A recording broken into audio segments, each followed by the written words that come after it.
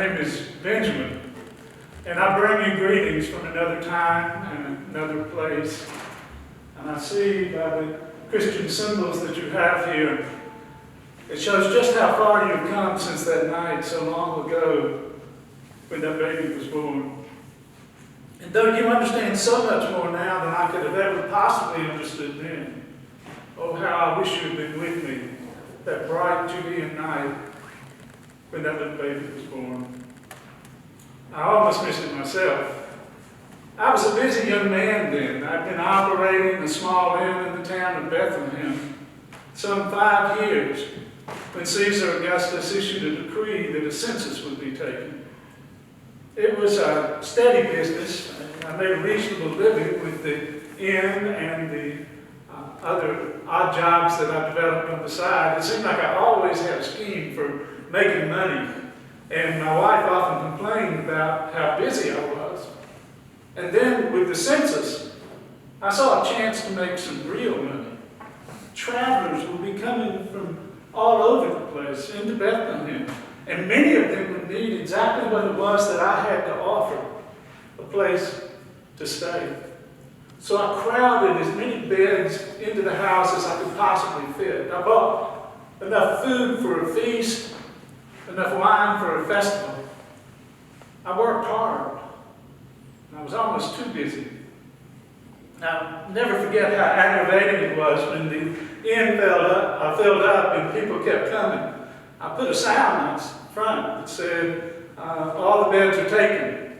But it seemed like, I know it wasn't this way, but it seemed every 15 minutes or so, someone was knocking on the door, asking if there was any way that we could squeeze just one more person in.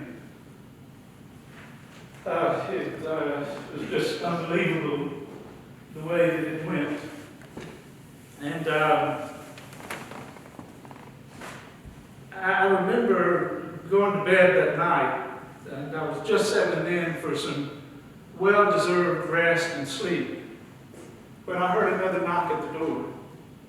And I thought to myself, what is with these people? Can't they read? And I went stomping down the stairs, ready to let somebody have it. But when I opened the door, there was this kind of humble-looking man standing there. And he looked so tired and so weary. I softened up, and he looked so disappointed when I told him that there was no way that we could fit another body in that house. I glanced past him and I saw his wife, who was obviously expecting a child at any moment. And she gave me this look that haunted me for a long time. It wasn't mean or anything. It was just eerie. I mean, outwardly she seemed so serene. And yet her eyes seemed to be pleading with me to help them. It was those eyes. Those pleading, piercing eyes. Before I knew what I was doing, I found myself saying, well, we have a cave out in back that we use as kind of a stable. And it's not much, but it's dry. And I can bring some blankets to help keep you warm through the night. They seemed genuinely grateful. If I had known then what I know now, I would have cleaned everybody outside of that house and given it to them. But I didn't know. So after I got them settled in for a while, I went back to bed, but I couldn't sleep. Stirred up, I kept thinking about them. There was something about them. I think it was those eyes. I tossed and I turned, and finally I just gave up and got up and wandered through the house kind of aimlessly, restlessly. Sit here, sit there. And I remember gazing out the window and thinking how brilliantly the stars were shining that night. It was like the whole sky was ablaze with light, and there was this excitement in the air. I can't find the right words. I wish I could explain it the way I want to. Finally, sometime a little before dawn, I guess it was, I got up and went on outside. I thought I might check on them. And when I made my way back to the stable, I noticed that there was a light burning there, apparently from a candle that they had. And I kind of peeked in to see what was happening, much to my surprise. There were people there. I recognized one of them as Matthias, a shepherd in our town. And there were others. Some were standing, some were sitting. It was almost like they were frozen. And all of them were looking. And then I saw him. So tiny. So precious in his mother's arms. And I saw her eyes, those eyes, and they were aglow with happiness. Somehow, I felt happy, too. I only really meant to let them stay there a night or two, the baby and all. They wound up staying for quite a while. After the crowds kind of thinned out, I was able to move them into the house. And it turns out that the father, his name was Joseph, was a very skilled craftsman. Wood, stone, he could build anything. And so I bartered with him and made a deal that I would give them free lodging in exchange for him helping me with some of the projects that I had. He was a quiet kind of guy. He didn't have a lot to say. And I watched him. I kind of was curious about them, but I can't say that I really got to know them. I kind of kept my distance from them. I've never really been one to get close to people. But I do remember hearing the shepherds talk about seeing angels and how the angels indicated that this baby was the Messiah that we were all waiting on. Well, I never saw any angels. And I thought to myself, Messiahs aren't born in stables, much less in my stable. Still, I wondered. And I was there sometime later when those strange men came from the east bearing gifts to this baby, and I wondered some more. But before I could ever find out exactly what it was that I wanted to know, they were gone. One day, they disappeared in the night, vanished without a trace, except for a note, I guess a thank you note, that they left for me, and a little bit of money, I guess, to pay me for my troubles. I got kind of religious after that for a while. I started going to synagogue more often. I started paying more attention when the scriptures were read. I even began finding myself praying more often through the day. But as I got older, all of that changed. Life has a way of doing that to you, you know. It was the Romans who messed me up. They messed everything up. Their exorbitant taxes eventually drove me out of business, though I was able to hold on to the house to at least live in. My once bright and promising future was reduced to nothing more than a series of odd jobs and living on the edge of poverty. My only son, Nathaniel, was killed when he was 16 by a Roman soldier. I really never found out exactly what happened. I tried. But it was made clear to me from the very beginning that if you're an Israelite living in occupied territory, you don't have many rights when it comes to questioning the Roman government or the Roman authorities. I see with anger at the injustice of living in such a world. And I wondered about that little boy that had been born that bright Judean night so many years before. Where was he? What was he doing? Was it possible that he was a Messiah preparing even then to bring our people out of bondage to the Romans? Foolish thoughts, I know. But I burned with anger and with a little bit of hope that somehow, somewhere, someone, anyone, would raise up an army of our people and strike a blow for freedom.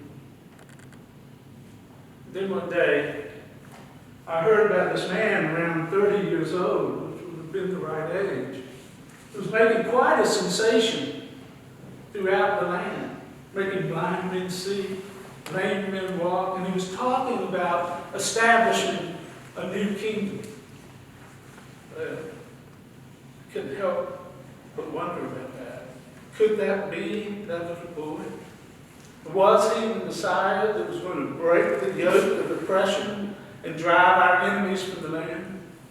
Here's the thing, his name was Jesus. The same as Joseph's son. And I know a lot of other people had that same name. But my heart was stirred, and I couldn't help but wonder. That year, when I went to Jerusalem for Passover, I thought I would see for myself. And it wasn't hard to find him. It seemed that everyone in Jerusalem was talking about this Jesus of Nazareth. So I made my way to where he obviously was. Crowds were all gathered around him. And I trembled to think of it even now. That when I heard him teach, I was disappointed. No talk of vengeance. No talk of crushing the Romans.